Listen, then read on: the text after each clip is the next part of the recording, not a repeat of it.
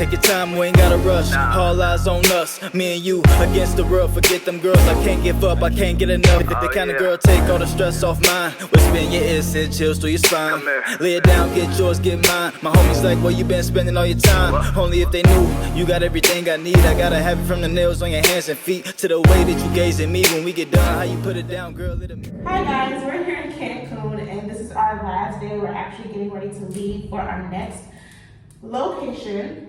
And we just wanted to give you a quick rundown on everything that we've experienced, tell you all of our costs and things like that, and any feedback based on our last month here in Cancun. I'm gonna cook while we do this. Elijah has our questions that we're going to answer. And yeah, we're gonna do this. My favorite part of being here? I think just like the pace of life. Like, I think right now I'm really into like slow paces of life. And so yeah, also everyone's really nice here. Like, as we would walk down the street and stuff like that, people would be like, oh, good afternoon, good morning, good evening. Like, everyone's just really sweet. Oh, I also like this thing here. Okay, sorry. An induction plate? Yeah, this is really cool. I've never experienced anything like this before. The pace of living is slow. It's okay if you walk places, you know. Oh, yeah. You get on, like, it's walkable. okay. It's okay to get on the bus and like everyone gets on the bus or like gets on a taxi and everything's super affordable in that regard. The food, obviously. The food has been amazing. I think honestly that's got to be, and that maybe, and I was trying not to say the food because I feel like it's kind of a cop-out answer, but Homemade tortillas. Homemade tortillas. Right down the street. That was amazing. Yeah. And I'm putting that within food.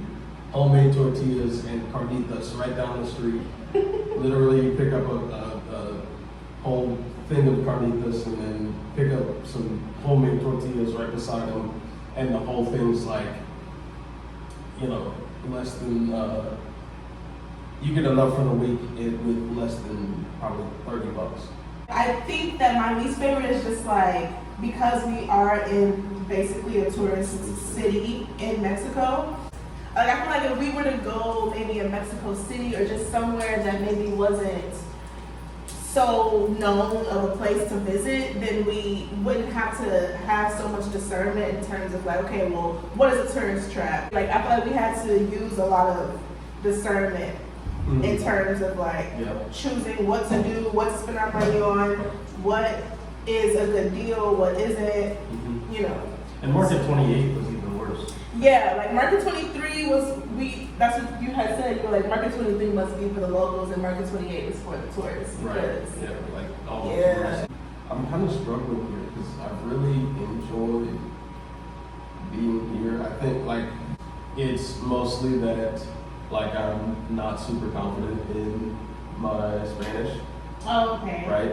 Okay. And so like, and that is something I cannot fault, like, can't communicate, right? They would do their best to try to work through that language barrier, which is really sweet on their end because, you know, for sure, easily people could be like, bye. So our next question, what's the most underrated aspect of being in Cancun? It's the bus system, like the little buses, the little vans that just drive by every 10-15 minutes and just pick people up. It's 10 pesos, which means it's less than $1, right, to get on, and it'll take you right into downtown, and it's amazing.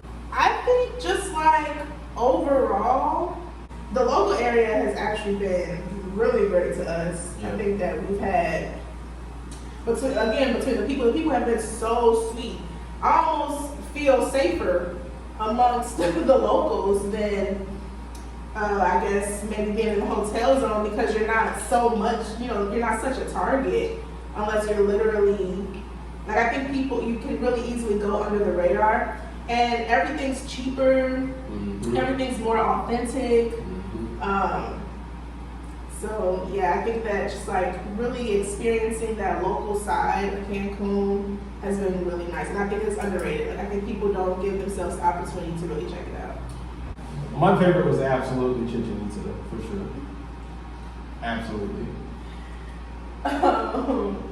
I feel like my favorite memory is Tulum because it was like when I think back on it, it's just so funny. Like in the moment, it was so horrible, but like when I think back on it, it's just so funny. The cenote was nice. The food. The bikes were the worst part. The food was the best. Literally, Amazing. the bikes were the worst part. Not the whole Tulum trip, these bikes.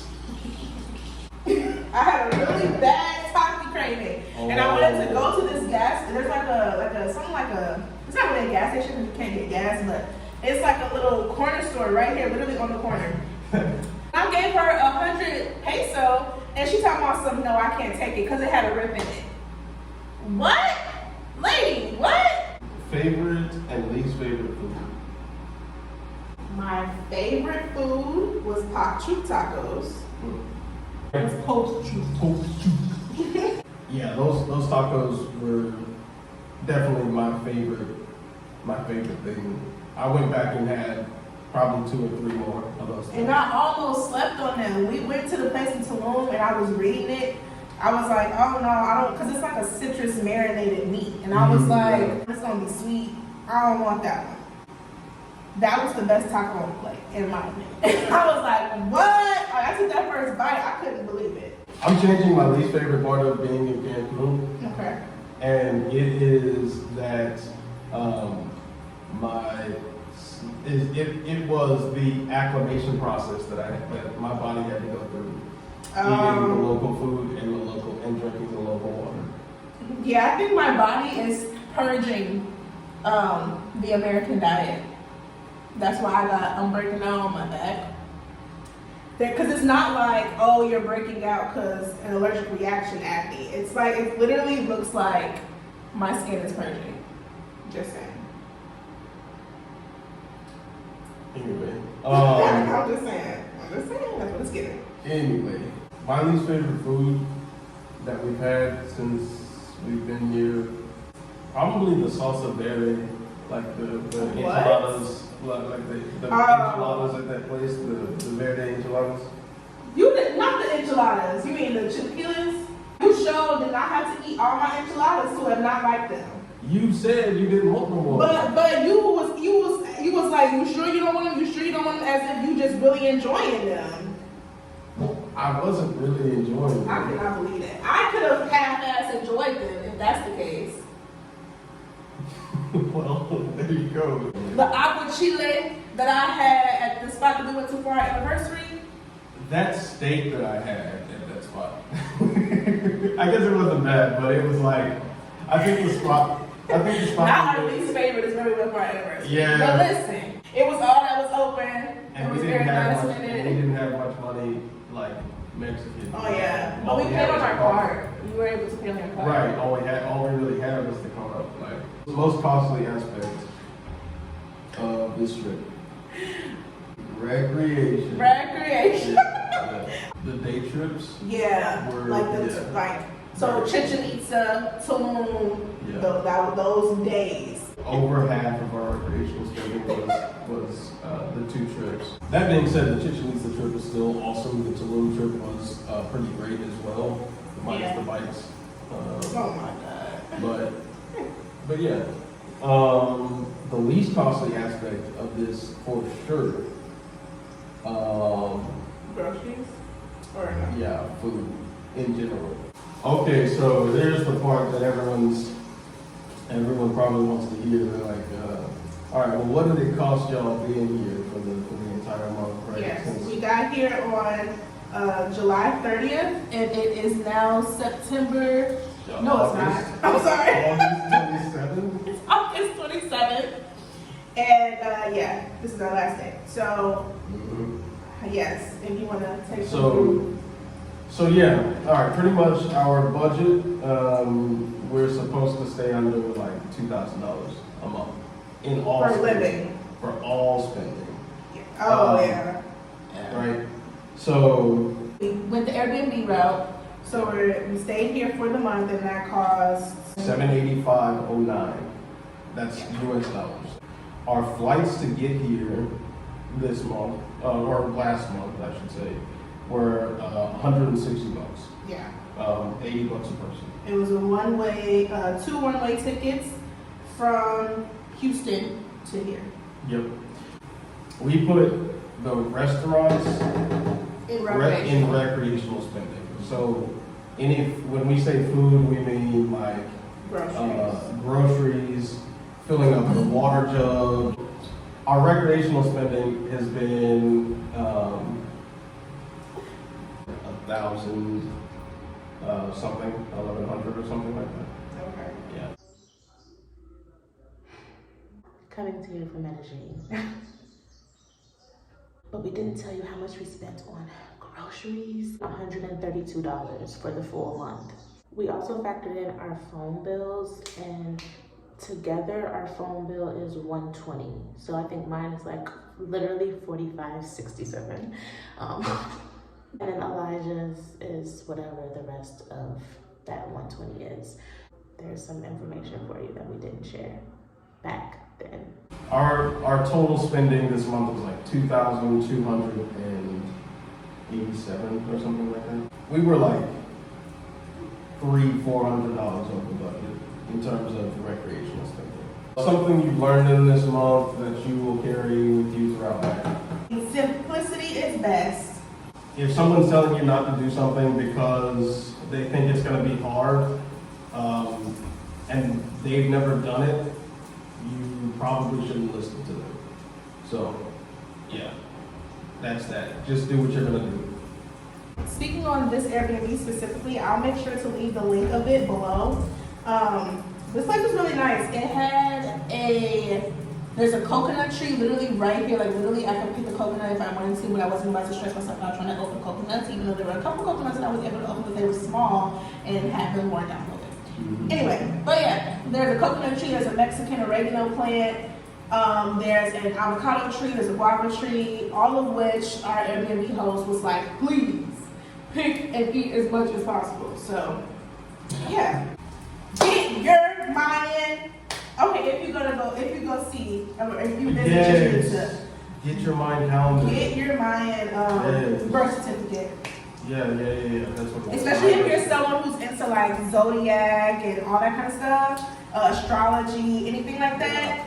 The Mayan birth certificate is really cool. I can't wait for us to frame ours and hang them up. The whole Chichen Itza trip in general, that was just like, it's a must see, must do. Like, go to the movies. Yeah, go to the movies. I mean, okay. Now the movie that we went to, there are so many movie theaters throughout Cancun. So you can go to one that has English subtitles. So I would, like, if you absolutely want to know what's going on, like if you're like, I'm not trying to watch a movie in Spanish, then cool. Like you can watch the one that has the English subtitles, or go make sure you go to one. They'll tell you, if you look it up online, they'll tell you which ones offer subtitles and stuff like that. But yeah, go to the movies. I think it's a really cool experience. Like I thought it was a really cool experience. You need to get some pozole. You have to have pozole. You need to get some pozole. Go have dinner on the beach. We did that a couple times. Yeah, that was great. I was just gonna say. What are we saying? Thanks for watching this video, and we hope to see you in the next episode of Stay Away Fiancé. Yeah. Period. So watching this video, we hope to see. Wait, I'm sorry. Say it one more time. Oh my God. I got it. Thanks for watching this video, and we hope to see you in the next episode of Stay Away Fiancé.